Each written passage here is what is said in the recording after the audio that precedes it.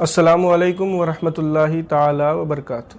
ایک بہت اہم سوال یہ پوچھا گیا کہ اگر کسی مقتدی کو اپنے امام سے بغض اور حسد ہے، وہ اپنے امام کو نہیں پسند کرتا، تو کیا اس مقتدی کی نماز اس امام کے پیچھے جائز اور درست ہوگی یا نہیں ہوگی؟ اس کا جواب یہ ہے کہ اگر وہ مقتدی امام سے بغض اور حسد کسی دنیاوی وجہ سے رکھتا ہے تو ایسی صورت میں اس مقتدی کی نماز اس امام کے پیچھے بلا کراہت جائز ہو جائے گی۔ حضور صدر الشریعہ بدر الطریقہ مفتی امجد علی علیہ رحمہ فرماتے ہیں کہ کسی شخص کی امامت سے لوگ کسی وجہ شرعی کی بنیاد پر ناراض ہوں تو اس شخص کا امام بننا مکروہ تحریمی ہے، اور اگر یہ ناراضگی کسی وجہ شرعی کی وجہ سے نہ ہو تو کراہت نہیں۔